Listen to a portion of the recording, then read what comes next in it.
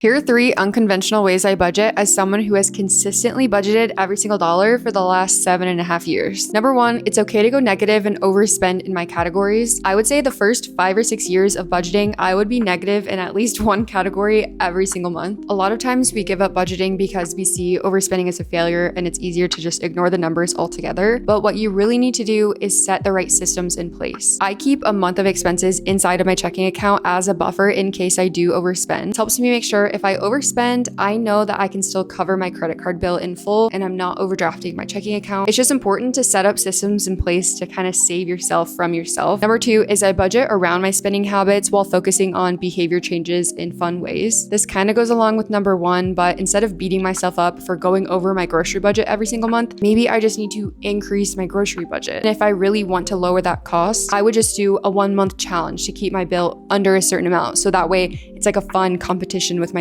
instead of every single month I feel bad just setting myself up for failure. It's also important to examine, is that an area you're okay to spend more in? I recently realized I want to spend more on groceries. I like not really having to worry about my budget. But in other areas like restaurants, I don't value that as much. So I want to work on reducing those expenses. And number 3, I budget for the entire year instead of budgeting paycheck to paycheck. I find paycheck to paycheck budgeting way too zoomed in and it makes budgeting a lot more complicated. Most of our expenses are monthly, so it doesn't make that much sense to budget by paycheck. I sit down once a year and create my annual budget. I estimate what my income is going to be every single month. I can account for 3 paycheck months, tax refunds, bonuses, any random things that pop up. I can make a plan for that money. I can estimate all of my expenses and my sinking funds and my debt. And this is how I build out realistic financial goals for myself because I can see exactly what I have left over for the entire year for investing and savings goals. And it also helps me fill out my FIRE calculator. I just take what I can invest over the entire year and make it a monthly average so I can estimate my retirement timeline. Overall, I have a very fluid way of budgeting. I change my budget all the time. I love messing around with the numbers. I can see, well, if I did this, when could I retire? If I invested this much, when could I retire? And you're able to break down the exact sacrifices you have to make to hit a certain goal. And sometimes I look at it and I'm like,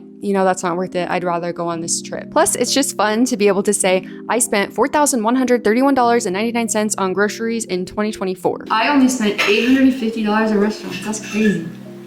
Last year. Yeah. And this year I've already spent $1,500. Oh, no. I spent $872.